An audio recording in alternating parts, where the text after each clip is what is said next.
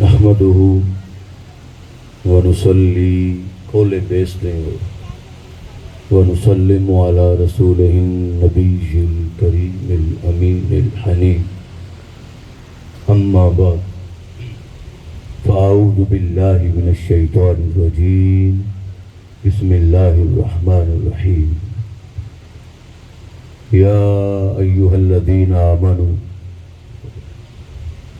استعینوا بالصبر والصلاة ان اللہ مع الصابرین ولا تقولوا لمن يقتل في سبيل الله اموات بل احیاء ولكن لا تشعرون صدق اللہ مولانا العظیم۔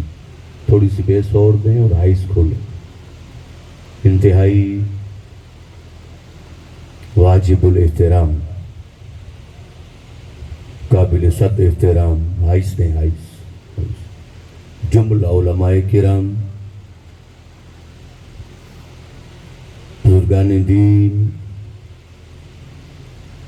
عاشقان مصطفیٰ پر چھوڑ دیں صلی اللہ علیہ وآلہ وسلم، غلامان صحابہ کرام رضوان اللہ تعالی علیہم اجمعین،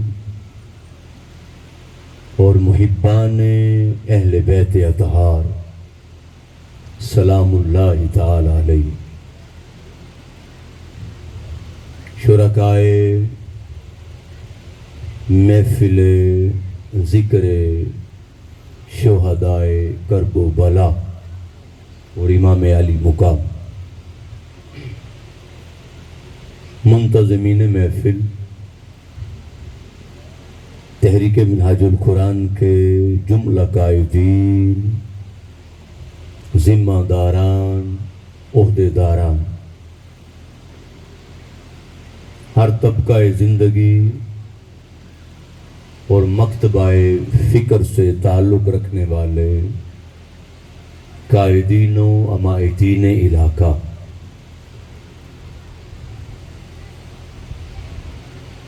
بالخصوص محترم المقام عزت مآب محترم بھائی علی رضا کھچی صاحب، جن کی وساطت سے آپ کے ساتھ آج پھر سے ملاقات کا موقع ملا،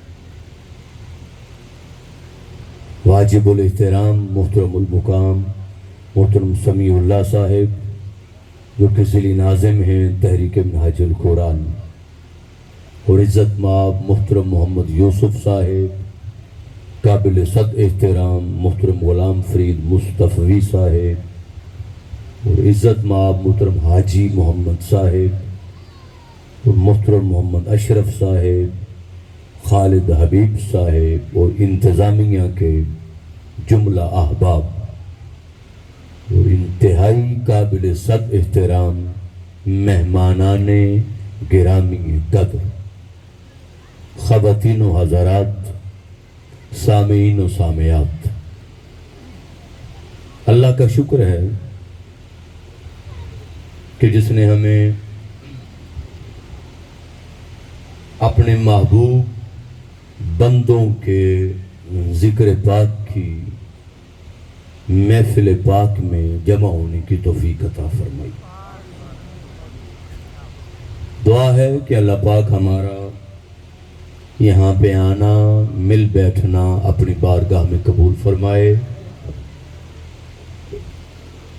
اور اس ذکر پاک کے صدقے سے، ذکر اہل بیت اطہار کے صدقے سے، ذکر شہدائے کرب و بلا کے صدقے سے، اللہ پاک مرتے دم تک صحابہ کرام کی تعظیم اور اہل بیت اطہار کی غلامی اور آقا علیہ السلام کی محبت اور ادب کا پٹا گلے میں رکھنے کی توفیق عطا۔ مبارکباد پیش کرتا ہوں تحریک کے احباب کو، ساتھیوں کو، منتظمین کو، ماؤں بہنوں اور بیٹیوں کو، جنہوں نے انتہائی خوبصورت، انتہائی شاندار پرکیف، روحانی، وجدانی، فقید المثال ہر دفعہ کی طرح محفل ذکر شہادت امام علی مقام کا انعقاد، اور دعا ہے کہ اللہ پاک اسی طرح نسلوں کو بھی تا دم قیامت ذکر اہل بیت کے ساتھ جڑے رہنے کی توفیق عطا فرمائے۔ اور شکر گزار ہوں انتظامیہ کا، بھائی علی رضا صاحب کا اور ساتھیوں کا، جنہوں نے اتنی شاندار محفل پاک میں دعوت دے کر اپنے حسب حال اور توفیق اور استطاعت کے مطابق کچھ نہ کچھ پانے، حاصل کرنے اور سمیٹنے کا موقع دیا۔ موضوع کے طور پہ ابتدائی طور پہ میں نے 2 آیات آپ کے سامنے تلاوت کی ہیں، سورہ البقرہ آیت نمبر 153 154۔ چند باتیں ان 2 آیات کی روشنی میں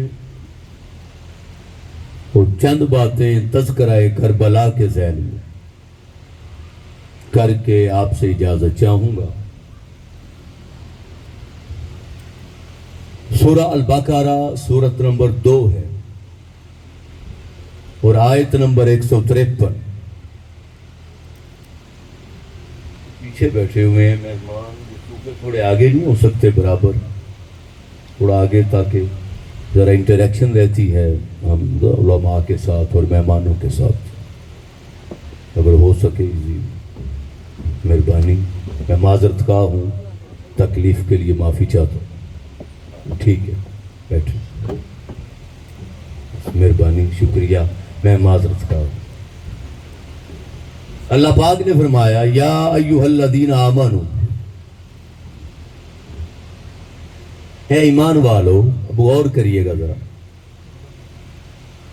استعینوا بالصبر والصلاۃ،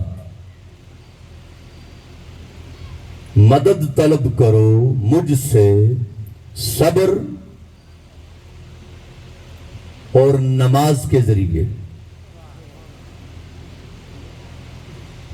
استعینوا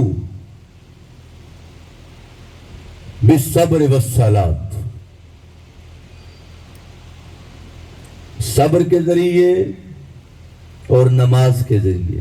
میں سمجھا کہ شاید مصروفیت زیادہ ہو گئی ہے، میں میرے بھائی میاں انصر علی قادری، مرکزی رہنما تحریک منہاج القرآن انٹرنیشنل اور شاگرد رشید حضور سیدی شیخ الاسلام پروفیسر ڈاکٹر محمد طاہر القادری مدد اللہ العالی، آپ تشریف لائے، میں آپ کو خوش آمدید کہتا ہوں۔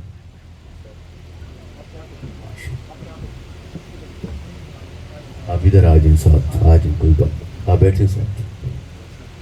ٹھیک، میں عرض کر رہا تھا کہ سورہ البقرہ آیت نمبر 153 میں اللہ پاک نے فرمایا یا ایھا الذین آمنوا استعینوا بالصبر والصلاۃ، اے ایمان والو صبر اور نماز کے ساتھ مدد طلب کرو، مدد مانگو۔ ان اللہ مع الصابرین، اور اللہ صبر کرنے والوں کے ساتھ ہے۔ اور یہ بات کر کے اگلی آیہ مبارکہ سورہ البقرہ آیت نمبر 154 میں فرمایا لا تقولوا لمن یقتل فی سبیل اللہ اموات، جو اللہ کے راستے میں مارے جائیں ان کو مردہ مت کہو،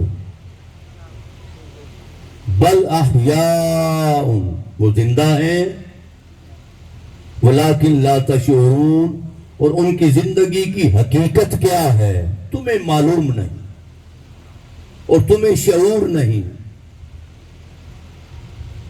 ان کی زندگی کی عظمت کیا ہے، مقام کیا ہے، مرتبہ کیا ہے، حقیقت کیا ہے، وَأَنْتُمْ لَا تَشْعُرُونَ، تمہارے شعور کے دائرے میں وہ آ نہیں سکتی۔ تمہیں شعور نہیں ہے. اب تھوڑی ان 2 آیات پہ بات کریں گے، پھر ہم انشاءاللہ چند باتیں تذکرہ کربلا کے حوالے سے اس طرف آ جائیں. اب فرمایا یا ایھا الذین آمنوا، اے ایمان والو، استعینوا بالصبر والصلاۃ. اب توجہ سے بیٹھیں گے کہ مدد طلب کرو صبر کے ساتھ اور نماز کے ساتھ. تو 2 اعمال ہیں جن کے ذریعے اللہ پاک نے مدد طلب کرنے کا حکم دیا. صبر ہے اور نماز ہے. اور یہ بات کر کے کہ صبر اور نماز کے ساتھ مدد طلب کرو، آگے بات کی ان اللہ مع الصابرین، اللہ صبر کرنے والوں کے ساتھ ہے. ہونا یہ چاہیے تھا کہ جب اللہ پاک نے فرمایا کہ مدد طلب کرو صبر کے ساتھ اور نماز کے ساتھ، تو آگے اللہ کو فرمانا یہ چاہیے تھا کہ اللہ پاک صبر کرنے والوں اور نماز پڑھنے والوں کے ساتھ ہے. جب مدد کی بات کی تو 2 اعمال کی، صبر کی اور نماز کی. مگر جب اپنے ساتھ کی بات کی، اپنی معیت کی بات کی، اپنی قربت کی بات کی، اپنی مدد کی بات کی، اپنی سنگت کی بات کی اور اپنے ساتھ ہونے کی بات کی، تو وہاں نماز والوں کی بات نہیں کی. فرمایا ان اللہ مع الصابرین، اللہ صبر کرنے والوں کے ساتھ. یہ نہیں فرمایا کہ اللہ صبر کرنے والوں اور نماز پڑھنے والوں یعنی ان دونوں کے ساتھ، یہ نہیں فرمایا. آپ اگر ادھر آ جائیں کوئی بات نہیں، یہ دے دیں ادھر ایزیلی، وہ کر لیں گے، یا ادھر ہی بیٹھ جائیں. ٹھیک ہے، آپ ذرا اب جو بات یہاں سے سمجھ آتی ہے عزیزان محترم، وہ یہ کہ جب یہ فرما کر کہ مدد طلب کرو صبر اور نماز کے ذریعے، اور آگے فرمایا مجھے دیکھنا ہو کہ میں کہاں ہوں، تو مجھے صبر کرنے والوں کے ساتھ دیکھو، نماز پڑھنے والوں کے ساتھ نہیں. تو مطلب یہ ہوا کہ یہ ضروری نہیں کہ اللہ ہر نماز پڑھنے والے کے ساتھ ہو، مگر یہ ضروری ہے کہ اللہ ہر صبر کرنے والے کے ساتھ.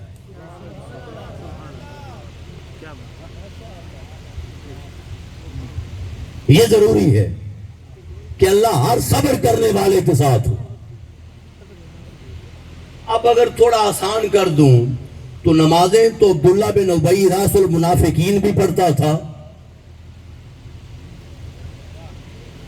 حضور کی اقتداء میں پڑھتا تھا، حضور کی امامت میں پڑھتا تھا اور صحابہ کی صف بندی میں پڑھتا تھا.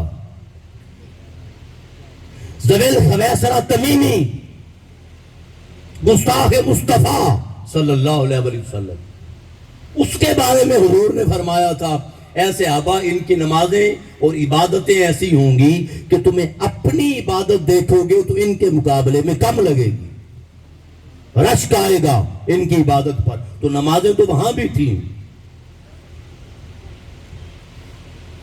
راس المنافقین تھا کعب بن اشرف، پڑھتا تھا، منافق پڑھتے تھے، مگر فرمایا لوگوں اگر مجھے دیکھنا ہو تو یہ پیمانہ نہیں ہے کہ میں ہر نمازی کے ساتھ ہوں، یہ پیمانہ نہیں ہے، مگر میرا ساتھ دیکھنا ہو تو یہ ضرور ہے جہاں صبر ہوگا وہاں خدا ہوگا.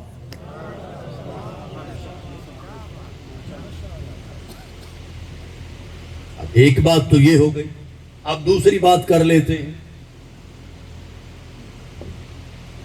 پھر اس پر تھوڑا پیغام بھی عرض کروں گا، اور وہ یہ آسان اگر سمجھنا چاہیں، اللہ پاک نے فرمایا صبر کے ساتھ، اور نماز کے ساتھ مدد طلب کرو، مگر مجھے دیکھنا ہے تو میں صبر کرنے والوں کے ساتھ ہوں۔ فرمایا ذرا چشم تصور میں 10 ماہ محرم الحرام کی صبح اپنے آپ کو میدان کربلا میں پاؤ۔ جب جنگ کا آغاز ہوا تھا اور صبح کا سورج طلوع ہوا تھا تو فجر کی نماز ادھر بھی تھی، فجر کی نماز ادھر بھی تھی۔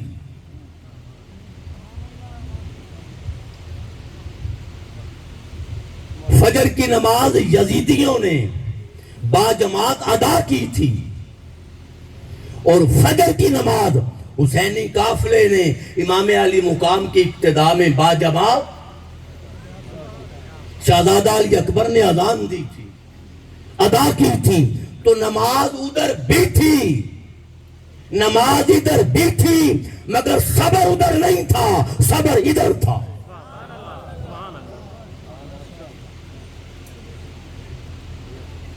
صبر وہاں نہیں تھا، صبر یہاں تھا۔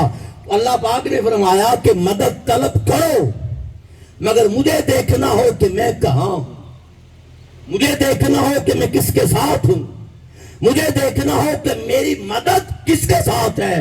تو نماز والوں کے ساتھ نہیں، مجھے صبر والوں کے ساتھ دیکھو۔ تو جب یہ طے پا گیا کہ میدان کربلا میں نماز ادھر بھی تھی، نماز ادھر بھی تھی، مگر صبر ادھر نہیں تھا، صبر یہاں تھا۔ تو جب صبر امام کی طرف تھا تو میں آسانی کے ساتھ 2 ٹوک اگر جملہ کہنا چاہوں تو وہ یہ بنے گا، جب صبر حسین کی طرف تھا تو اللہ بتانا چاہ رہا ہے لوگوں مجھے دیکھنا ہو کہ میں کہاں ہوں، میں حسین کے ساتھ ہوں۔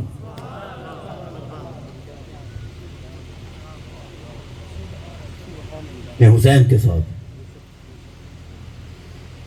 اب یہاں ایک بات عرض کرتا ہوں، علماء بیٹھے ہیں، تشریف فرما ہیں، سمجھ آپ کو بھی آ جائے گی۔ سوال ہے، اور سوال یہ ہے کہ کیا نماز پڑھ لینا، کیا نماز پڑھ لینا حق کی علامت ہے؟ فقط نماز پڑھ لینا حق کی علامت ہے؟ اگر فقط نماز پڑھ لینا ہی حق کی علامت ہے تو نماز تو دونوں طرف تھی، آپ بتا دیں حق پر کون تھا؟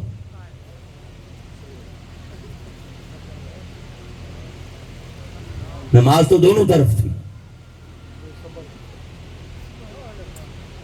پہلا شہید میدان کربلا کا کون ہے؟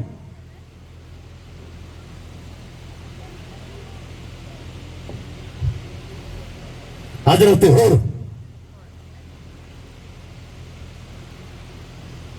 اور یہ وہی حر ہیں جو امام علی مقام کو کربلا تک لائے تھے، گھیر کر۔ اور ابن زیاد نے لشکر دیا تھا ان کو، اور ساتھ اپنا خاص نمائندہ دیا تھا، اور حر کو کہا تھا، چونکہ یہ بنیادی طور پہ محب اہل بیت تھے، ابن زیاد نے کہا تھا کہ حسین جہاں ملے اس کو روک لینا اور کسی ایسی جگہ میں لانا جو ویران ہو، سنسان ہو۔ اگر کوئی چالاکی کرنے کی کوشش کی تو میرا نمائندہ آپ کے ساتھ ہے، یہ مجھے فوری اطلاع دے گا، اور پھر میں جو تیرے ساتھ کروں گا، کیونکہ ظالم تھا۔ اور حضرت حر کو علم نہیں تھا کہ یہ امام علی مقام کے ساتھ کرنا کیا چاہ رہے ہیں۔ جب میدان کربلا میں پہنچے اور امام علی مقام نے فضا کو دیکھا، سونی سونی فضا ہے، امام نے پوچھا اس جگہ کا نام کیا ہے؟ تو بتانے والے نے بتایا اس جگہ کو کرب و بلا کہتے ہیں۔ امام علی مقام نے فرمایا یہاں پہ اپنے خیمے لگا لو، کجاوے اتار لو، یہ ہمارے سفر کی آخری منزل ہے۔ مگر جو بات عرض کرنا چاہتا ہوں، میں نماز کی بات کر رہا تھا، وہ یہ کہ پہلے شہید میدان کربلا کے حضرت حر ہیں۔ جب تیر پھینک پھینکا گیا ابن سعد کی طرف سے، اور اس نے کہا گواہ رہنا آغاز میں نے کیا ہے۔ ادھر طبل جنگ بجا، ادھر ہور پہ کپ کپی تاری ہو گئی۔ اور نے کہا کہ تم نے فیصلہ کر لیا ہے حسین کے بارے میں؟ مجھے علم نہیں تھا کہ تم یہاں تک گزر جاؤ گے۔ اس نے کہا اور کچھ چارہ نہیں ہے۔ ساتھ کھڑے آدمی نے پوچھا کہ اے حر، کوفہ کے شاہ سواروں میں تو سب سے بڑا دلیر آدمی ہے، آج تجھے کیا ہوا؟ اس نے کہا میری ایک طرف جنت ہے، ایک طرف جہنم ہے، اور میں نے فیصلہ کرنا ہے کہ کس طرف جانا ہے۔ اگلے لمحے اس نے گھوڑے کو ایڑی ماری، سیدھا امام علی مقام کی بارگاہ میں آیا اور عرض کیا حضور میں ہی وہ بدبخت ہوں جو آپ کو یہاں تک لایا ہوں، مگر مجھے علم نہیں تھا کہ یہ بدبخت آپ کے ساتھ یہ سلوک کریں۔ کیا کوئی توبہ کا راستہ ہے؟ کوئی معافی کی گنجائش ہے؟ آپ نے فرمایا تیرا نام کیا ہے؟ امام علی مقام نے، اس نے کہا میرا نام حر ہے۔ حر عربی میں کہتے ہیں، عربی میں حر کا معنی ہے آزاد، آزاد۔ آپ نے فرمایا نیچے آ، تو دنیا میں بھی آزاد ہے، آخرت میں بھی آزاد ہے۔ اس نے کہا حضور جو کر بیٹھا ہوں اب میں نیچے نہیں آؤں گا، اب آئے گا تو میرا لاشا ہی آئے گا۔ اس نے ایڑی ماری، آگے بڑھا، پہلا شہید میدان کربلا کا حضرت حر ہے، مگر میرا ایک سوال ہے، چند لمحے پہلے جہنم کے کنارے پر تھا، اگلے لمحے جنت پائی، کیا حر نے نماز بدلی تھی؟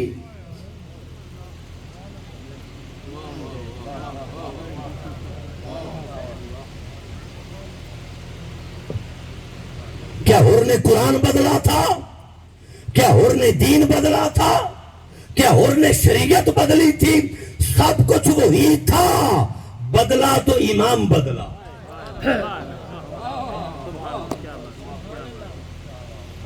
سب کچھ وہی تھا، بدلا تو فقط نماز کو نہیں دیکھا جائے گا، دیکھا جائے گا تیرا پیش امام کون تھا۔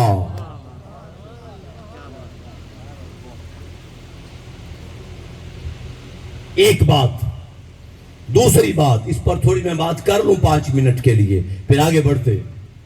دوسری بات، نماز کعبے میں پڑھنا افضل تھی یا کربلا میں؟ نانا حضور کے منبر مسجد نبوی میں نماز پڑھنا افضل تھی یا کربلا میں؟ فضیلت حضور نے سین کعبہ کی بتائی تھی، ایک نماز 1,00,000 کے برابر۔ مسجد نبوی کی بتائی تھی، ایک نماز 50,000 کے برابر۔ کربلا کے میدان کے سجدے کی کوئی فضیلت نہیں بتائی تھی۔ ایک میدان تھا ملک شام کا، ملک عراق کا، ارض کربلا کوفہ کا ایک میدان تھا۔ کربلا کو شہرت ملی تو امام علی مقام کی شہادت کے بعد 8 ذی الحج، پہلا دن حج کا، احرام باندھ کر آئے ہیں حج کرنے کے لیے۔ حالات کو دیکھا، جب حالات کو دیکھا عمرہ کیا، احرام کھول دیا۔ 5 دن ہیں حج کے، 8 سے لے کے 12 حج کے، مگر جب حالات کو دیکھا حج کا ارادہ چھوڑ دیا اور عمرہ کر کے احرام کھول کے کربلا کی طرف چل پڑے۔ آپ اگر قرآن پڑھیں، علماء کرام بیٹھے ہیں تشریف فرما ہیں، آپ اگر قرآن پڑھیں، ایک سوال پھر کرتا ہوں، پورے قرآن میں کسی ایک مقام پر بھی فقط، میں لفظ استعمال فقط کر رہا ہوں تو یہ نہ سمجھے کہ علامہ صاحب نے نمازوں کو چھٹی دے دی ہے، ایسا نہیں ہے، مگر جب میں پیغام کی بات کر رہا ہوں تو کیا سمجھانا چاہ رہا ہوں وہ سمجھیں۔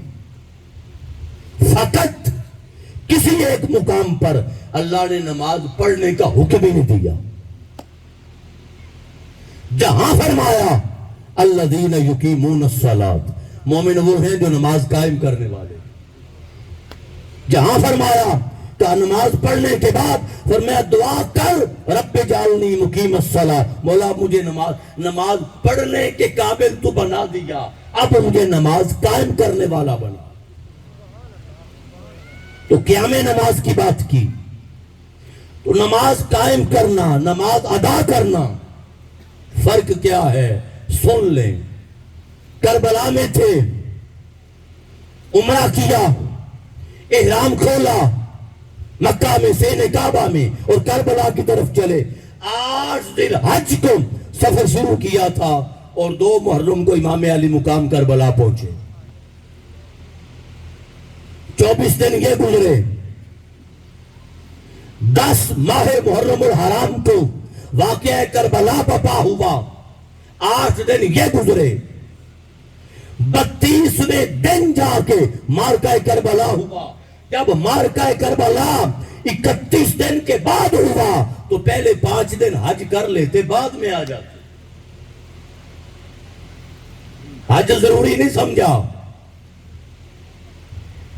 اور عزیزان محترم، آج کا کوئی میرے جیسا ملا اتنی شریعت نہیں سمجھتا جو شریعت کا فہم امام علی مقام کو تھا۔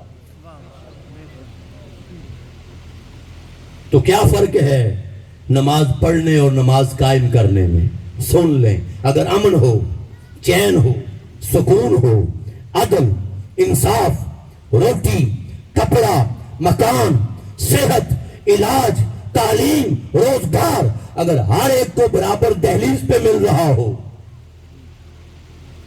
ہر ایک کو برابر دہلیز پہ مل رہا ہو، تو پھر نماز سین کعبہ میں پڑھی جاتی ہے۔ پھر نماز سین کعبہ میں پڑھی جاتی ہے۔ اور اگر یزیدیت مسلط ہو رہی ہو، پھر نماز کربلا میں آ کر قائم کی جاتی ہے۔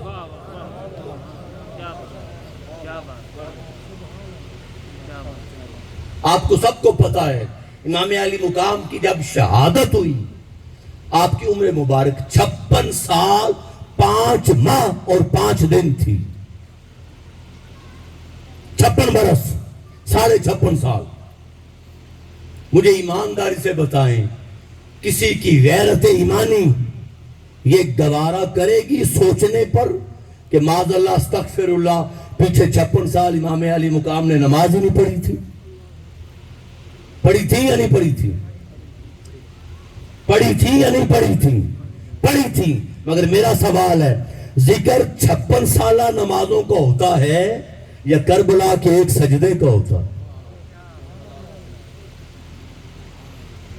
کربلا کے ایک سجدے کا۔ اس لیے کسی نے کہا تھا کہ داغ سجود پیشانی پہ پڑا تو کیا حاصل؟ داغ سجود پیشانی پہ پڑا تو کیا حاصل؟ ارے کوئی ایسا سجدہ کر کہ نشان زمین پہ رہے۔ اور سن لیں، نماز پڑھنے سے گردن قلم نہیں ہوتی،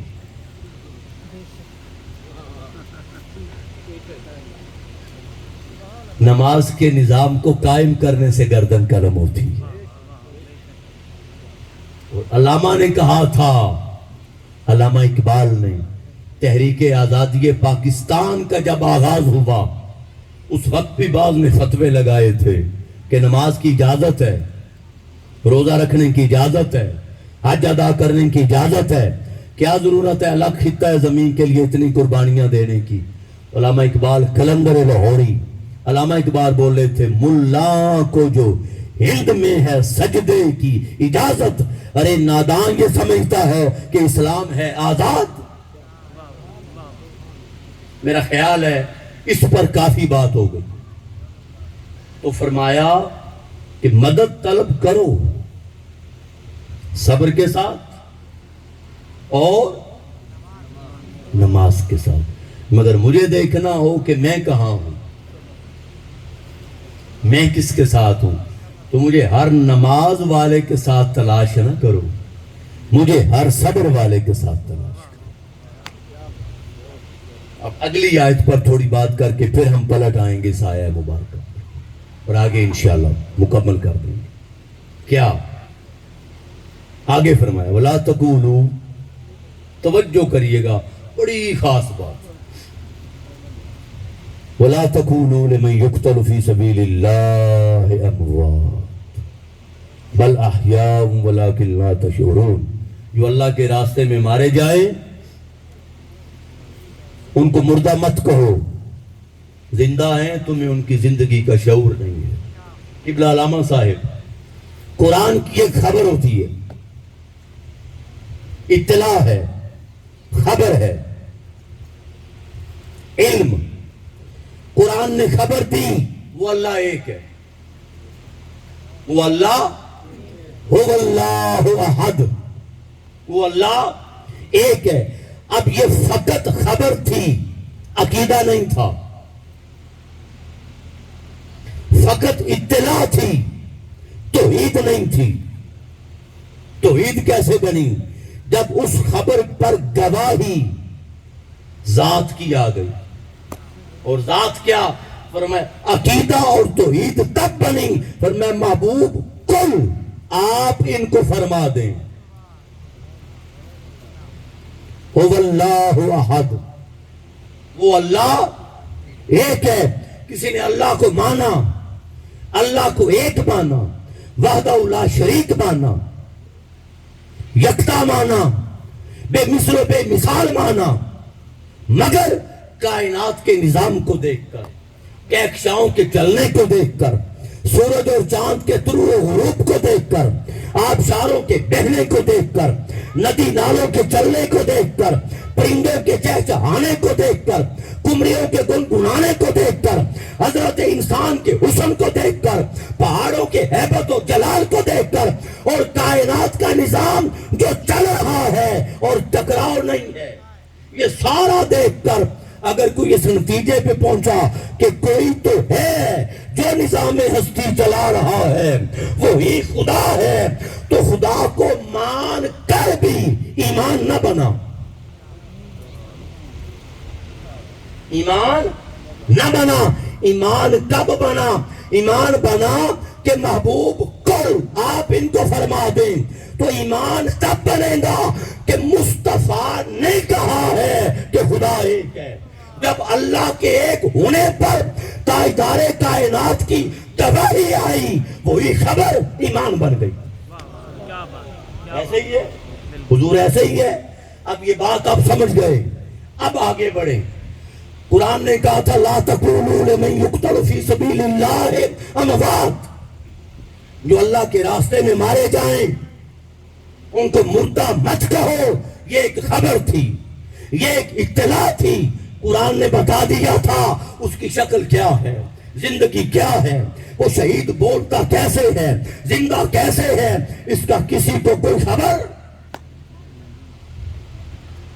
نہ تھی. کوئی غیر مسلم آپ سے سوال کر دے کہ میں ایمان لانا چاہتا ہوں، تمہارے قرآن کو مانتا ہوں، مگر مجھے بعض سوالات ایسے ہیں، مجھے قرآن میں تضاد نظر آتا ہے، مجھے مطمئن کر دیں.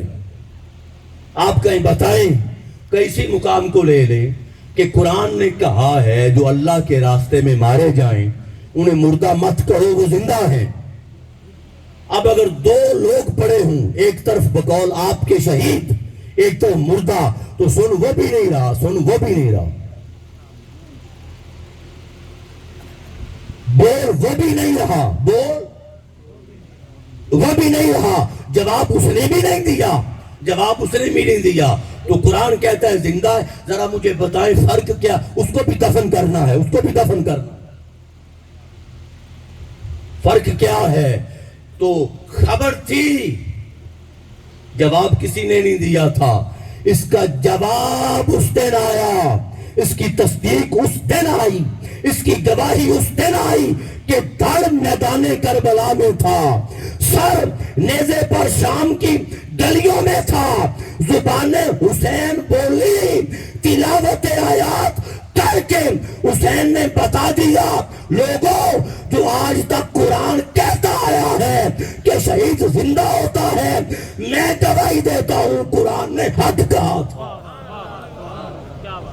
کیا بات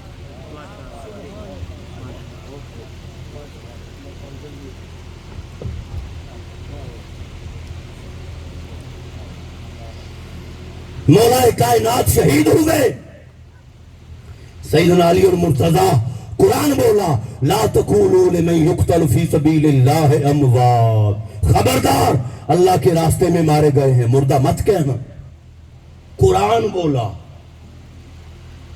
سید الشہداء حضرت امیر حمزہ کی شہادت ہوئی، قرآن بولا لا تقولوا لمن یقتل فی سبیل اللہ اموات بل احیاء ولکن لا تشعرون، خبردار اللہ کے راستے میں مارے گئے مردہ مت کہنا۔ سیدنا فاروق اعظم کی شہادت ہوئی، سیدنا عثمان غنی کی شہادت ہوئی، جو بھی شہید ہوا قرآن کہتا آیا اللہ کے راستے میں مارے جائیں ان کو مردہ مت کہو زندہ۔ ارے کوئی تو ہوتا جو قرآن کی گواہی دے دیتا، کوئی تو ہوتا جو قرآن کی گواہی دے دیتا کہ اعتراض کرنے والوں اگر تمہیں قرآن کا حکم سمجھ نہیں آتا آؤ میں بتاتا ہوں شہید زندہ کیسے ہوتا ہے۔ یہ واحد امام علی مقام ہیں جن کا سر نیزے پر تھا اور آپ نے کہا جو آج تک قرآن کہتا آیا ہے میں گواہی دیتا ہوں حق کہتا ہوں۔ تو تعبیر خبر تھی، تعبیر میدان کربلا کے بعد ملی، خبر تھی، اس خبر کے عقیدے کی سمجھ میدان کربلا کے بعد آئی، اطلاع تھی یہ حق کہاں تک ہے اس کی سمجھ میدان کربلا کے بعد۔ واقعہ کربلا ہو گیا، قافلہ آگے بڑھا، چلچلاتی دھوپ تھی۔ اس پر دو باتیں کرتا ہوں، شہید زندہ کیسے ہے، دو باتیں۔ چلچلاتی حضرت عمر بن منہال کہتے ہیں کہ جو ساربان نیزہ لے کر سر انور کا امام علی مقام کا چل رہا تھا وہ تلاوت آیات کر رہا تھا، کیسے دیندار تھے کہ سر کاٹ کے نیزے پر ہے اور ساتھ تلاوت آیات جاری ہے۔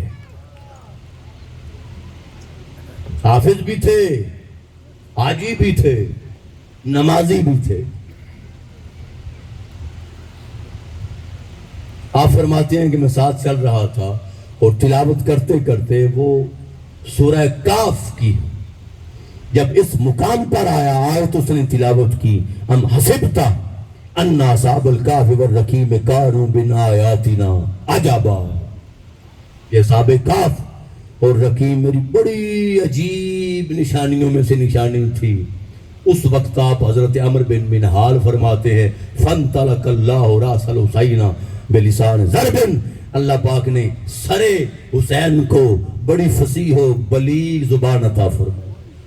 اس وقت امام علی مقام کا سر بولا اے اصحاب کہف پر حیرت اور تعجب کا اظہار کرنے والے، ان کی نسبت مجھے قتل کرنا اور قتل کر کے نیزے پہ چڑھانا کہیں زیادہ عجیب تر ہے۔ تو جب قافلہ آگے بڑھا چلچلاتی دھوپ تھی، دوسری بات چلچلاتی دھوپ تھی سخت، یزیدی سپہ سالار بدبخت کو پیاس لگی، اس نے اپنا خیمہ لگوایا، خود خیمے میں بیٹھا اور اہل بیت اطہار کے خجاموں کو ننگے آسمان کے نیچے چلچلاتی دھوپ میں ٹھہرا دیا۔ اب آپ ذرا تصور کریں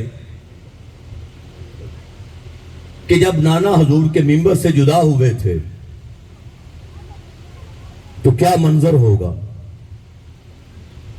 کتنا دکھی دل ہوگا، کتنا بوجھل دل ہوگا کیا آہو بکا ہوگی جب جدائی نانا حضور کے منبر کی وہاں سے ہوئی اور چلے، اور یہ سفر تھا پھر کعبہ تک، اور پھر کعبہ سے کربلا تک، اور یہ سارا پھر پہاڑ بھی تھے، پتھر بھی تھے، صحرا بھی تھے، ریگستان بھی تھے، اور جانوروں پر سفر تھا، کتنے دن لگے، مشقتیں تھیں، مصائب تھے، آلام تھے، تھکاوٹ تھی، پریشانی تھی، پھر کربلا کا میدان، پھر پیاس، پھر شہادتیں، پھر خیموں کا جلنا.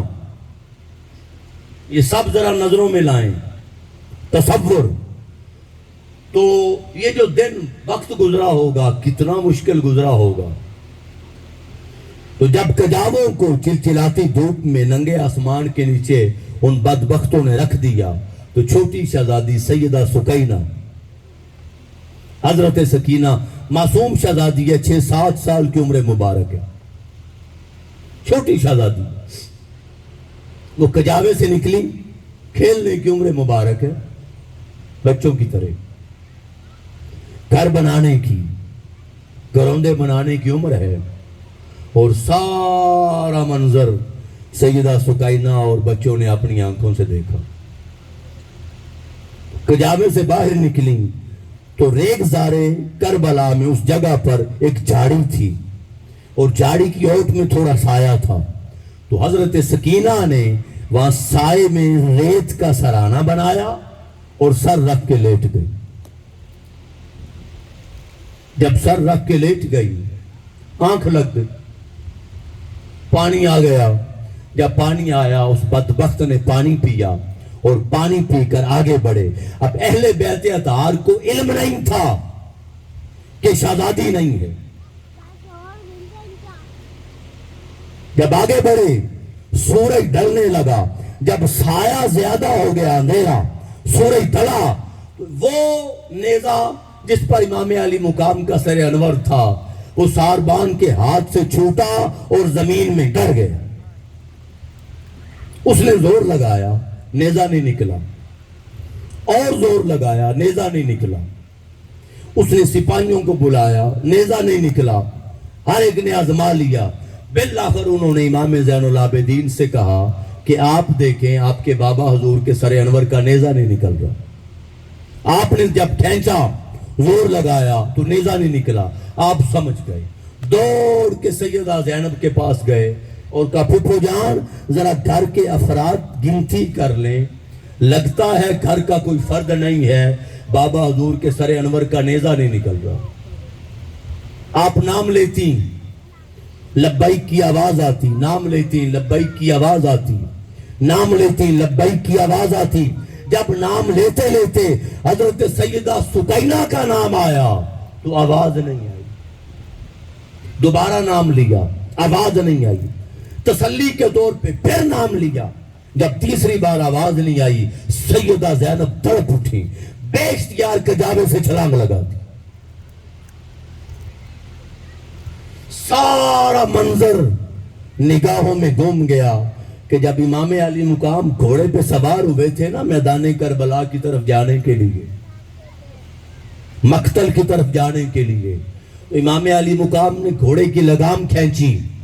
گھوڑے نے نیچے دیکھا، آپ نے گھوڑے کو ایڑی ماری. آپ ایڑیاں مارتے ہیں گھوڑا چلتا نہیں، آپ لگام کھینچتے ہیں ذوالجناح چلتا نہیں. اسی کشمکش میں جب امام علی مقام نے نیچے چک کے دیکھا تو یہی معصوم شہزادی سیدہ سکینہ گھوڑے کی اگلی ٹانگوں کو لپٹ کر بیٹھی ہے اور رو کر کہہ رہی ہے کہ اے ذوالجناح میرے بابا کو صبح مقتل لے کے نہ جانا. میں نے صبح سے دیکھا ہے جو بھی گیا ہے وہ واپس نہیں آیا، اور مجھے اپنے بابا کے سینے کے بغیر نیند نہیں آتی.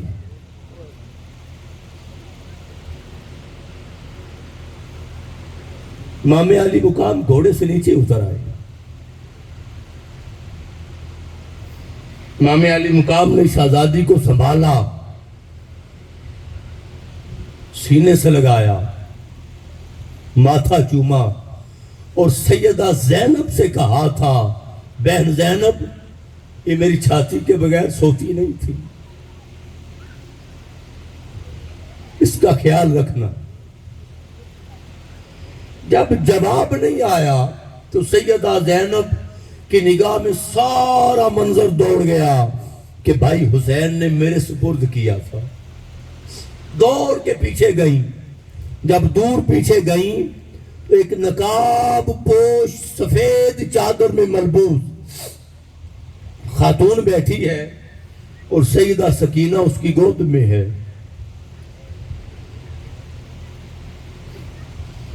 اور وہ خاتون معصوم زبان میں سیدہ سکینہ سے کربلا کی داستان سن رہی ہے، تو معصوم زبان میں سنا رہی ہیں نانا حضور کی بارگاہ سے کیسے بچھڑے، کیسے نکلے، کربلا تک کیسے پہنچے، بھائی علی اصغر کے حلق سے تیر کیسے پار ہوا، بھائی علی اکبر کا لاشا بابا کیسے لے کر آئے،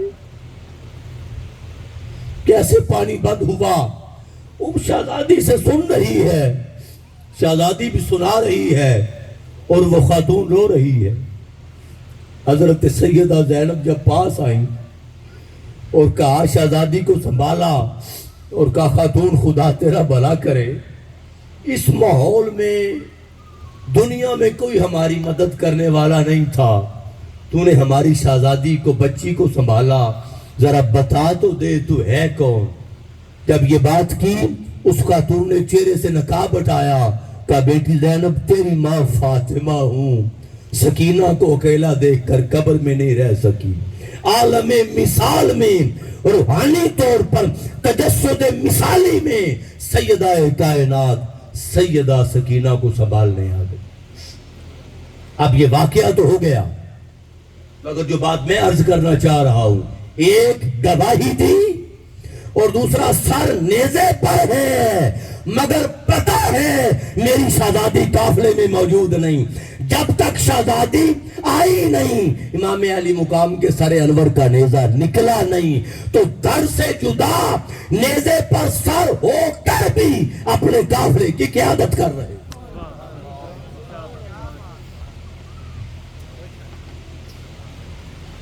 اپنے قافلے کی یہ شان شہادت کے بعد کسی شہید کی شہادت میں نظر نہیں آتی۔ اور یاد رکھ لیں، میں ایک بات عرض کیا کرتا ہوں اور یہ حق ہے، کوئی اس کا انکار نہیں کر سکے گا، کیا کہ ہر ایک کو عظمت شہادت سے ملی۔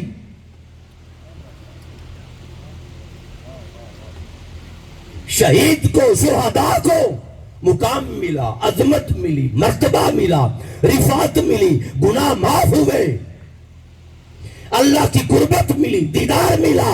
تو ہر شہید کو عظمت ملی شہادت سے، اللہ کی عزت کی قسم، شہادت کو عظمت ملی امام علی مقام سے۔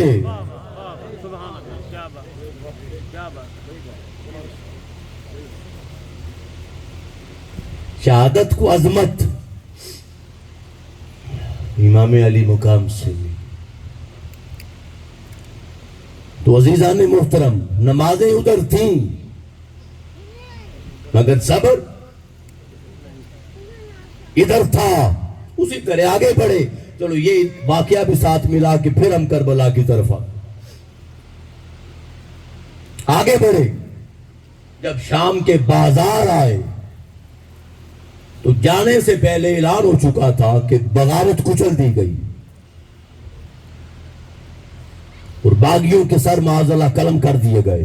وہ جو پناہ گاہ کائنات تھے ان کو باغی کہا جانے لگا، جو دوش مصطفیٰ پہ کھیلے تھے ان کو باغی کہا جانے لگا، جن کے لیے مصطفیٰ سواری بنے تھے کندھے پہ سوار تھے، یہ تو تھے نا کندھے پہ سوار۔ آقا علیہ السلام دونوں ہاتھ مبارک زمین پر لگا لیتے، ٹانگیں مبارک گھٹنے زمین پر لگا لیتے جس طرح گھوڑا بنتا ہے، اور امام علی مقام کو، شہزادوں کو کندھوں پہ بٹھا لیتے۔ اور پھر ایک دن جا رہے تھے باہر، کندھے پہ سوار کر کے شہزادے تھے، سیدنا فاروق اعظم نے کہا سیدنا فاروق اعظم نے کہا سواری کتنی اعلیٰ ہے، نعم الجملکما، سواری کتنی اعلیٰ شاندار ہے۔ حضور نے فرمایا عمر یہ نہ کہو کہ سواری کتنی شاندار ہے، مجھے یہ کہو کہ آقا آپ کے سوار کتنے شاندار، سوار کتنے، نعم الفارسان ہے، سوار کتنے خوبصورت اور شاندار۔ تو جو دوش مصطفیٰ پہ سوار ہوئے ان کو آج باغی کہا جا رہا۔ جب شام کے بازار آئے دنیا چھتوں پہ ہے کہ دیکھتے ہیں باغی کون ہیں، کچھ پتہ نہیں کون ہے۔ ایک بوڑھی خاتون، اس نے چھت پہ دیکھا، اس نے کھجوریں بیچ دی، پانی بیچ دیا، چادریں بیچ دیں، اور خود بھی لاٹھی کے سہارے نیچے آ گئی۔ نیچے آئی، سیدہ زینب کی سواری کے پاس رکی تو سیدہ زینب نے کہا خاتون کون ہے تو، اور یہ بھلا کیوں کر رہی ہے؟ کوئی ہمیں اللہ اور اس کے رسول کے سوا آج پوچھنے والا نہیں ہے۔ اس نے کہا مجھے نہیں پتا آپ کون ہیں، مجھے نہیں پتا آپ کون ہیں، کیوں کر رہی ہے یہ؟ اس نے کہا ہاں یہ بتا دیتی ہوں، ایک وقت تھا جب میں سیدہ کائنات کی باندھی تھی، ان کے گھر میں پلنے والے سیدہ کائنات کی نکرانی تھی، میری شادی ہو گئی، ادھر آنا تھا شام میں نے سیدہ کائنات سے عرض کیا دعا فرما دیں، اپنی دعاؤں میں رخصت کریں اور کوئی ایسی نصیحت فرما دیں جس پر ساری زندگی عمل کرتی رہوں۔ آپ نے دعائیں دیں، کہا بیٹی جاؤ آباد رہو، خوش رہو، سلامت رہو، بس ایک ہی نصیحت ہے، زندگی میں کبھی قیدی نظر آ جائیں ان کے ساتھ بھلا کر دینا۔ میں تو اپنی سیدہ کی وصیت پر عمل کر رہی۔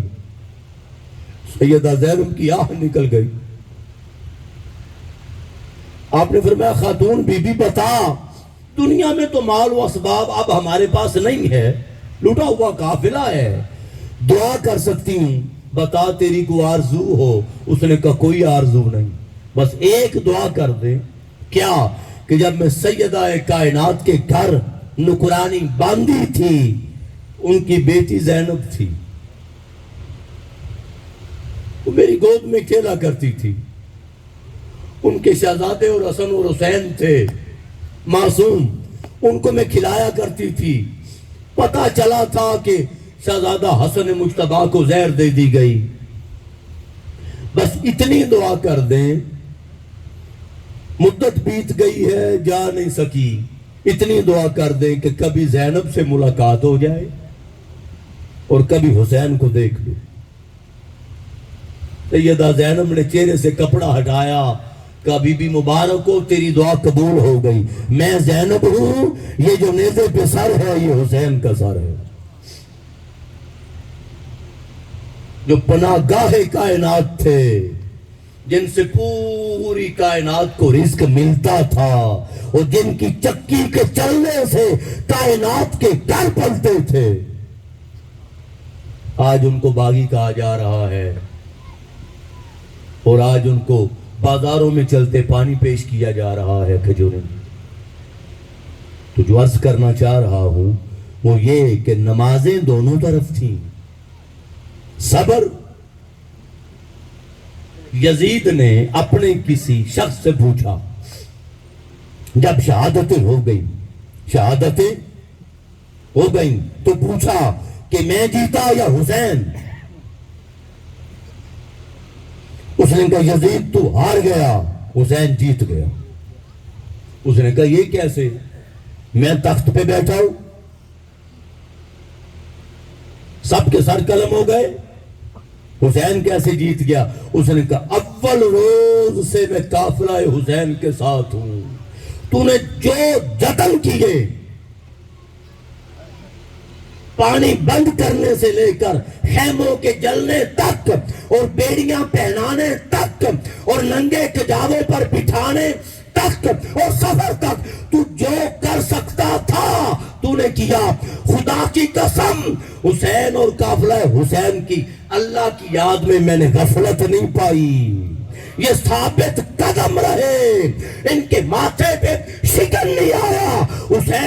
حسین جیت گیا, تو ہار گیا.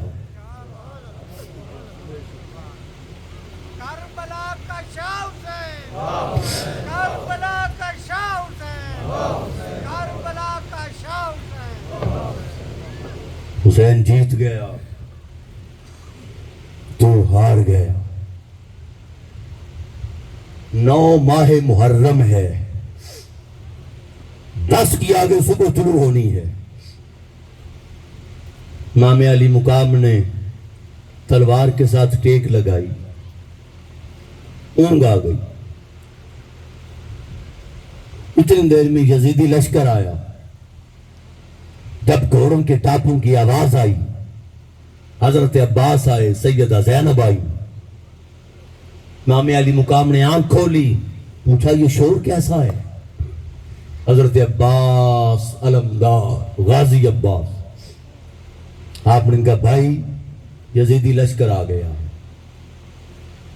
آپ نے فرمایا پیادہ پہ سوار لے جاؤ فوجی سپاہی, اور انہیں کہو آج کی رات مہلت دے دے. مجھے اللہ کی بارگاہ میں کھڑا ہونے اور تلاوت آیات سے بڑا پیار ہے. میں آج کی رات جی بھر کر اللہ کی بارگاہ میں کھڑا ہوں, کل دیکھیں گے کیا کرنا ہے. ان کو ادھر بھیج دیا, 40 سپاہی دے کر ادھر بھیج دیا. ادھر سیدہ زینب کو بتایا کہ بہن زینب ابھی آنکھ لگی تھی, ابھی آنکھ لگی تھی. اور نانا حضور خواب میں آئے.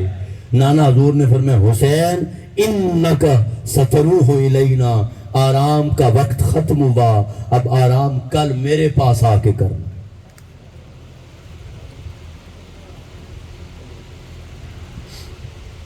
یہ ذبح اسماعیل سے بڑا میل ملتا ہے اس قربانی کا.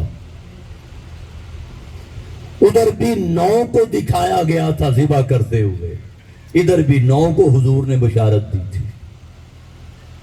ادھر بھی قربانی 10 کو ہوئی تھی, ادھر بھی قربانی 10 کو ہوئی.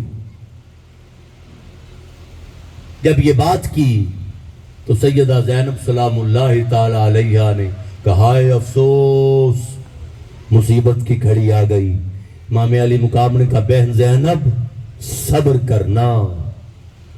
ایک یہ جملہ کہا اور ایک کہا جب سے نانا حضور کی بارگاہ سے چلے ہیں نا بہن زینب تو نے ڈھنگ سے آرام نہیں کیا, جا خیمے میں جا کے سو جا. اب امام دیکھ رہے تھے اگلی قیادت کس نے کر دی. جاؤ سو جاؤ آرام کرو. سیدہ زینب فرماتی ہیں کہ میں جا کے لیٹ گئی, میری آنکھ لگ گئی. جب آنکھ لگی تو میں دیکھتی ہوں کہ میدان کربلا میں ہوں. اچانک نور نازل ہوا آسمان سے, میں قریب ہوئی, دیکھا نورانی حورے ہیں مخلوق جنت کی, اور حوروں کے وسط میں ایک سفید نقاب پوش خاتون ہے. وہ اتری ہے, اس نے جھاڑو کے ساتھ میدان کربلا کی صفائی کرنا شروع کر دی. میں قریب گئی اور میں نے کہا خاتون تو کون ہے اور یہ کیوں کر رہی ہے؟ اس نے چہرے سے جب کپڑا ہٹایا کہا بیٹی زینب تیری ماں فاطمہ ہوں, کل میرا شہزادہ گھوڑے سے نیچے گرے گا اور میں صفائی کر رہی ہوں کربلا کے میدان کی کہ جب میرا شہزادہ نیچے گرے اس کو کوئی روڑا, کوئی کنکر, کوئی چیز نہ چبھ جائے. ادھر صفائی ہو رہی ہے کہ کوئی چیز چبھ نہ جائے, ادھر وہ بدبخت جہنمی لعنتی کافر یزیدی لشکر امام علی مقام کا جب سر انور تن سے جدا ہوا ان کی حوث پھر بھی نہ بجھی, اور گھوڑوں کی ٹاپوں سے امام علی مقام کے جسم اطہر کو روندا گیا, ریزہ ریزہ کیا گیا.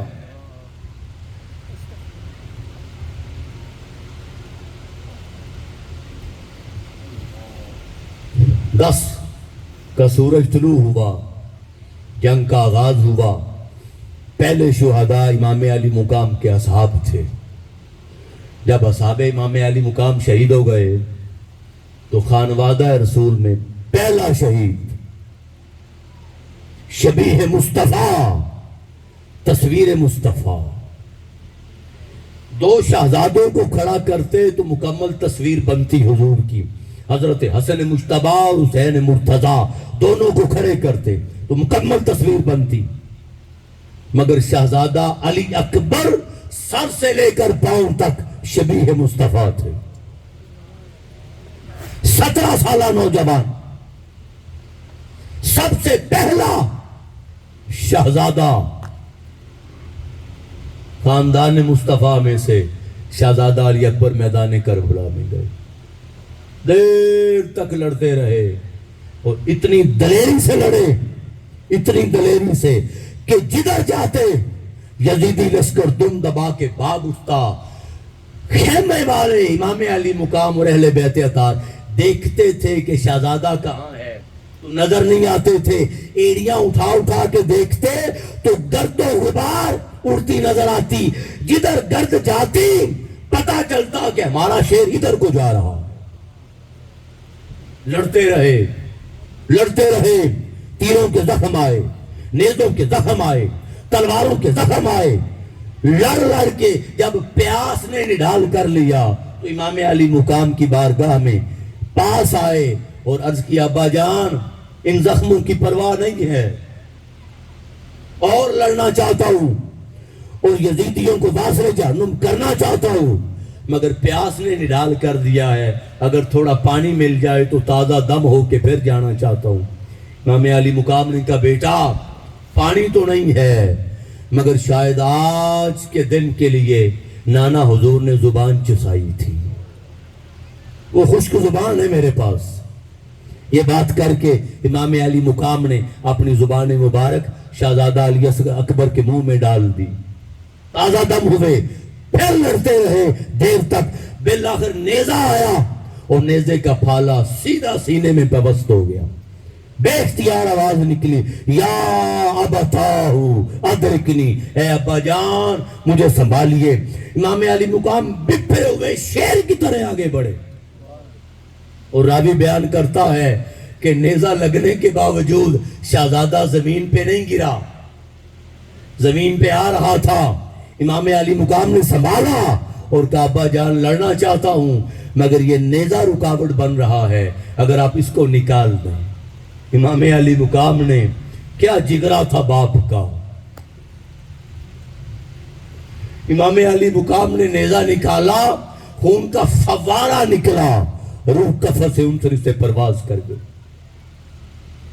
ذرا باپ ہو کر سوچیں، باپ ہو کر کہا کرتا ہوں چھوٹا ایک بیٹا ہے معصوم، اب 8 سال کا ہو گیا، اب وہ تھوڑا سمجھدار ہو گیا ہے. پچھلے سال میں ماہ محرم الحرام محفل میں جانا، 2 3 دن کا وزٹ ہونا، ہفتہ گزر جانا، وہ بچے کو سوتا میرے ساتھ ہی ہے، اب بھی میرے ساتھ سوتا ہے. اس کی رات کو آنکھ کھول جائے اٹھ کے میرے پاس آ جاتا ہے چارپائی پہ، میں لیٹ جاؤں اور اگر میں گھر ہوں تو جتنی بھی نیند آئی ہو سوتا نہیں جب تک میں فری نہ ہو جاؤں. تو وہ جب گھر سے باہر نکلے نا، اللہ کی عزت کی قسم ہے، بیٹا ہے ایک، گھر سے باہر نکلے نا تو جب معصوم زبان میں پوچھتا ہے نا بابا اب کب آئیں گے، تو خدا کی قسم قدم اٹھانے کو دل نہیں کرتا. یہ جگرا تھا امام علی مقام کا کہ 56 سال کی عمر مبارک جب شہزادہ علی اکبر کا لاشا اٹھایا تو ایک بال بھی سفید نہیں تھا، اور جب لاش اٹھا کر لاشا خیموں تک آئے تو ایک بال بھی سیاہ نہ رہا. سارا غم اپنے اوپر لیا مگر آنکھ سے آنسو نہیں نکلنے دیا. حضرت ابراہیم کو حکم ہوا تھا بیٹا ذبح کر، تعبیر تلاش کی. خلیل اللہ تھے، رسول اللہ تھے، نبی اللہ تھے، اولو العزم انبیاء میں سے تھے. حکم آیا کہ اپنے بیٹے کو ذبح کر، تعبیر تلاش کی، 100 اونٹ ذبح کیا، پھر کہا عزیز چیز ذبح کر، پھر اونٹ ذبح کیے، پھر خواب میں دکھایا، پھر اہتمام کیا، آنکھوں پہ پٹی باندھی، بیٹے کو باندھا، اہتمام کیا تاکہ باپ کی شفقت پدری۔ ادھر امام تھے، کوئی پٹی نہیں باندھی، لاشیں خود اٹھائے، پیاسے خود رہے، علی اصغر گود میں گئے، علی اکبر کا لاشا اٹھایا، قاسم بن حسن کا لاشا اٹھایا، اولو محمد کے لاشیں اٹھائے۔ راوی نے کہا خدا کی قسم، جب میدان کربلا میں حسین کھڑے تھے، حسین سے پہلے اور حسین کے بعد میں نے حسین سے بڑھ کر دلیر کوئی نہیں دیکھا۔ کسی نے پوچھا کیسے؟ کہا اتنا ظلم، اتنا جبر، خیموں کا جلنا، شہادتوں کا ہونا، اصحاب حسین کا کندھوں پہ اٹھانا، خانوادہ رسول کے شہزادوں کا کندھوں پہ اٹھانا، یہ سارا کچھ تھا، مگر جب یزیدیوں کے درمیان کھڑے تھے حسین کے ماتھے پہ شکن نہیں تھا، شکن نہیں تھا۔ احمد علی حاکم نے کہا تھا خدا کا تقاضا تھا ایک پھول کا، ایک پھول کا، اسماعیل کا، سنا باغبان تو مزدر ہوا۔ باغبان ابراہیم علیہ السلام فکر مند ہوئے، خدا کا تقاضا تھا ایک پھول کا، سنا باغبان تو مزدر ہوا، مگر اس تقاضے پہ ابن علی بنا سوچے سارا چمن دے گیا، مگر اس تقاضے پہ ابن علی بنا سوچے سارا چمن دے گیا۔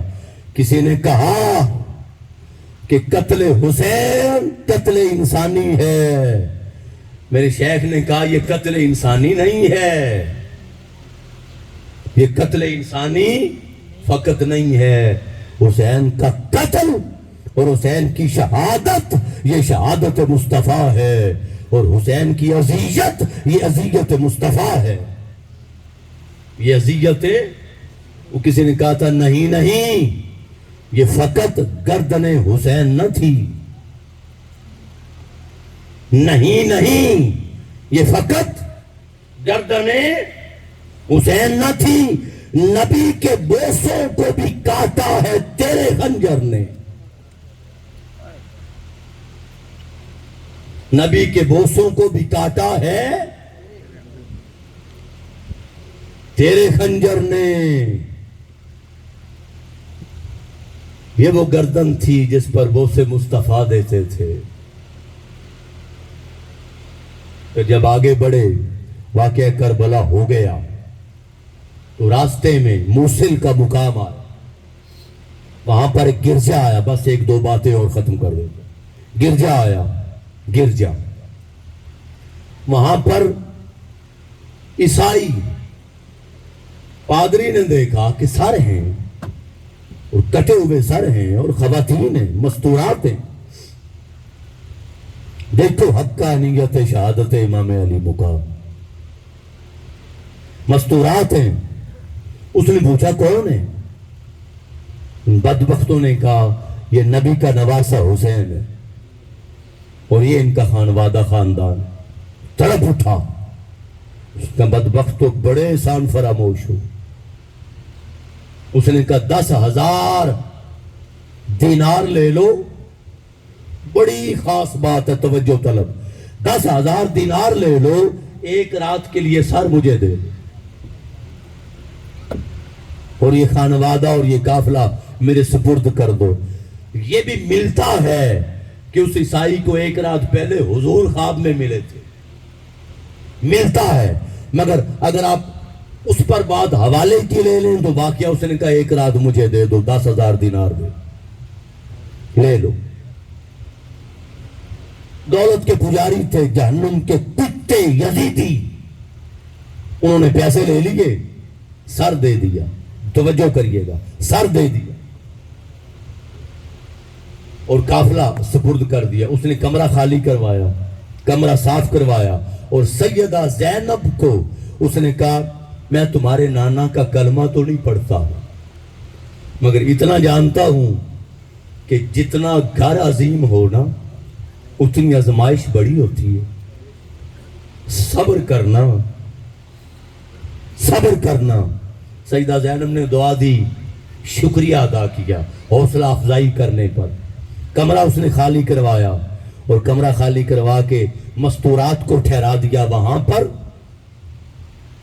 اور خادم کو کہا کہ ساری رات دروازے پہ کھڑا رہے، کوئی حکم ہو کوئی ضرورت ہو تو کمی نہیں آنی چاہیے۔ اور خود امام علی مقام کا سر انور لے کر دوسرے کمرے میں لے گیا، اس کو تشت میں رکھا، اتنے کافور سے چہرہ مبارک کو دھویا، اتنے کافور سے اس نے داڑھی مبارک کے بالوں سے مٹی کو دھویا، زلفوں سے مٹی کو دھویا، اور تشت میں رکھ کر ساری رات ٹک ٹکی باندھ کے دیکھتا رہا اور روتا رہا۔ رات گزر گئی، پچھلی رات صبح کا ستارہ طلوع ہوا، اس کے مقدر کا ستارہ چمک اٹھا۔ اس نے اچانک دیکھا کہ امام علی مقام کے سر انور سے ایک بڑا نور کا ستون ہے جو آسمان تک جا رہا ہے، اور سفید رنگ کے جنتی پرندے امام علی مقام کے سر انور کے گرد منڈلا رہے۔ جب اس نے منظر دیکھا اچانک بول اٹھا، اشہد ان لا الہ الا اللہ اشہد ان محمد عبدہ ورسولہ، شہادت دی، گواہی دی، مسلمان ہو گیا۔ سنو، ایک رات کی خدمت تھی، امام علی مقام نے ادار نہیں رکھا،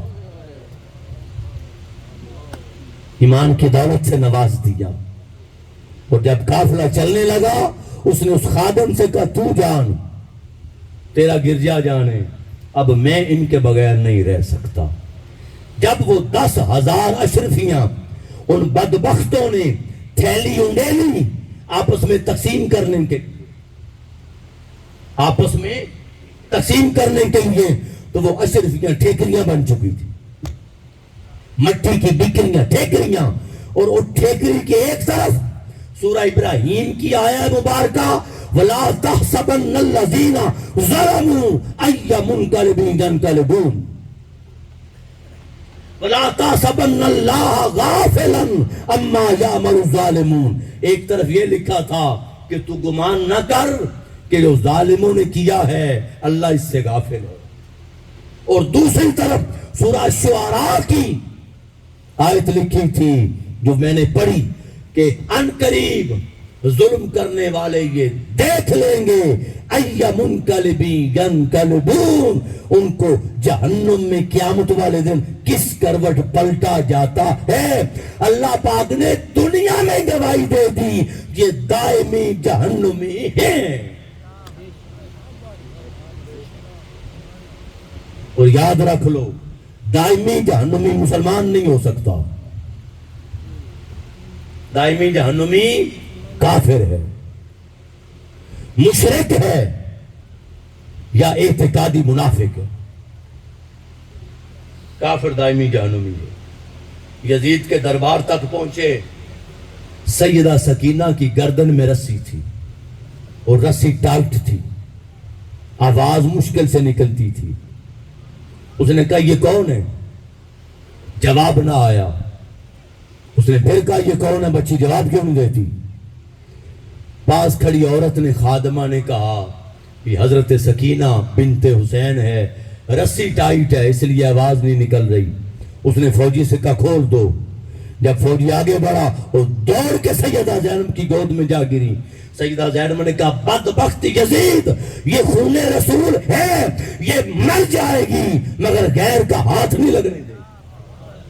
اس نے کہا چلیں آپ کھول دیں، چلیں آپ کھول دیں۔ جب رسی ڈھیلی کی تو بدبخت یزید، جس کو آج رضی اللہ عنہ کہا جا رہا ہے، جس کو امیر المومنین کہا جا رہا ہے، اس نے کہا کیسا پایا ہمارا منظر؟ حضرت سیدہ سکینہ سے کہا کیسا پایا ہمارا منظر؟ حضرت سکینہ نے کہا بدبخت شہادت ہمارا مقدر تھی، ہم چل کر آئے. شہادت ہمارا مقدر تھی، ہم چل کر آئے.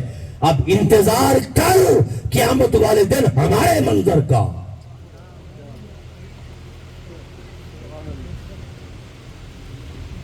اچھڑی مارتا تھا امام علی مقام کے دندان پر، ہونٹوں پر. سفیر روم کیسر روم کا سفیر کھڑا تھا، اس کو پتہ نہیں چل رہا تھا معاملہ کیا ہے. اس نے کہا یہ کون ہے، کیا ہے؟ اسے بتایا گیا یہ حسین نواسہ رسول ہے. اس نے کہا بدبخت ہو، ہمارے پاس حضرت عیسیٰ علیہ السلام کی سواری کا کھر ہے، پاؤں ہے. ہم اس طرح طواف کرتے ہیں جیسے تم کعبے کا کرتے، اور تم نے نواسہ رسول کو شہید کر دیا. نواسہ رسول کو شہید کر دیا. حضرت فضہ یزید کے دربار میں کھڑی تھی، شامی تھی، شامی. آپ نے للکارا، آپ نے یزید بدبخت کو للکارا. اس نے حکم دیا اس کو قتل کر دو. جب تلوار نکلی تو یزید کے دربار میں کھڑے کئی شامی سپاہیوں نے تلوار نکال لی کہ ہماری دھرتی کی بیٹی ہے، خبردار،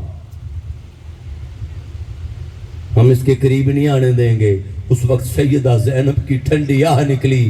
کہا نانا حضور، کتنے لوگ اپنی شامی بہن کی مدد کے لیے تلواریں لے کر کھڑے ہو گئے، آج آپ کی بیٹیوں کی مدد کے لیے تلوار نکالنے والا کوئی نہیں ہے.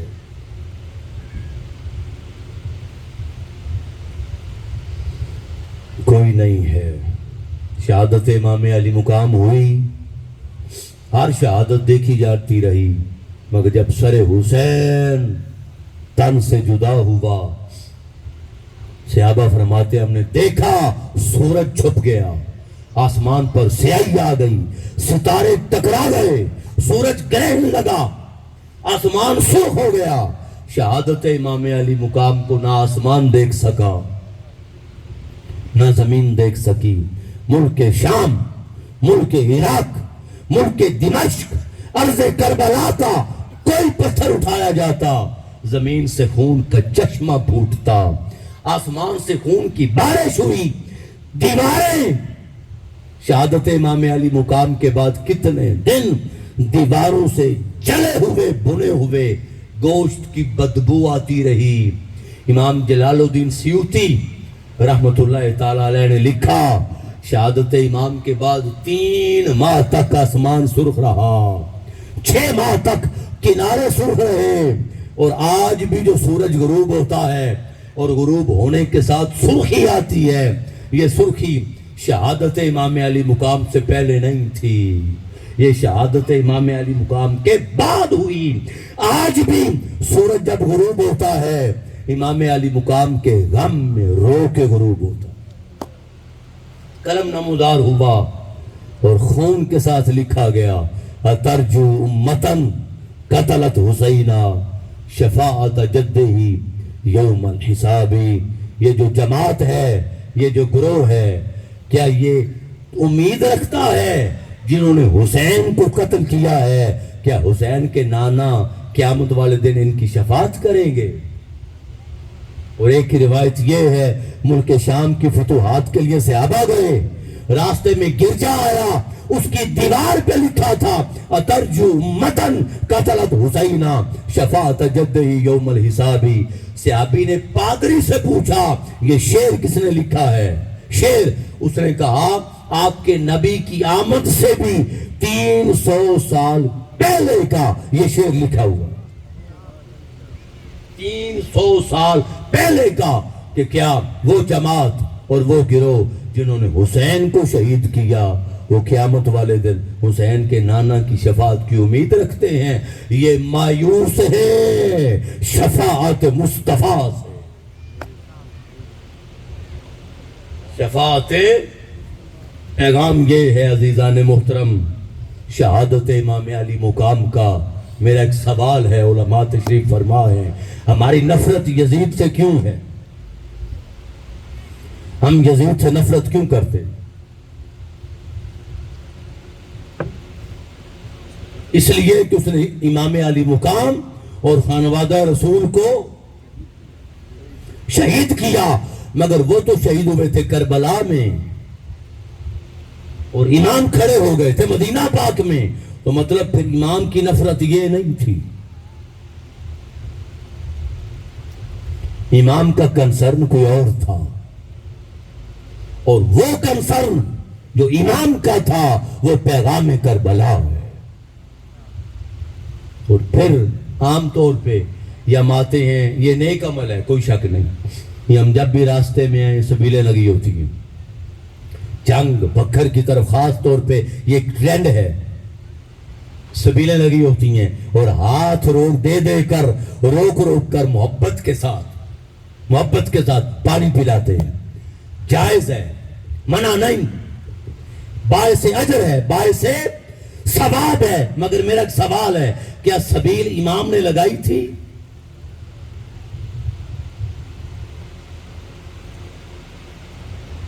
امام نے لگائی، امام کو تو پانی نہیں ملا تھا، تو سبیل لگانا یہ امام کی سنت نہیں ہے، سبیل لگانا ہماری سنت ہے، تو ہم اپنی سنت پہ عمل کرتے ہیں، اور جو سنت امام کی ہے اس کو نظروں سے اوجھل کر دیا، اس کو نظروں سے اوجھل کر دیا۔ امام علی مقام جب سفر میں آ رہے تھے کوفہ کی طرف تو کوئی صفا پر فرزدق ملا، شاعر تھا، امام علی مقام نے پوچھا کہ کیا حال ہے کوفہ والوں کا، ناراض نہیں ہونا، اس کا جملہ سنانے لگا، کیا حال ہے کوفہ والوں کا، اس نے ایک شعر جملہ کا، اس نے کہا حضور قلوب الناس معاکا، حضور لوگوں کے دل آپ کے ساتھ ہیں،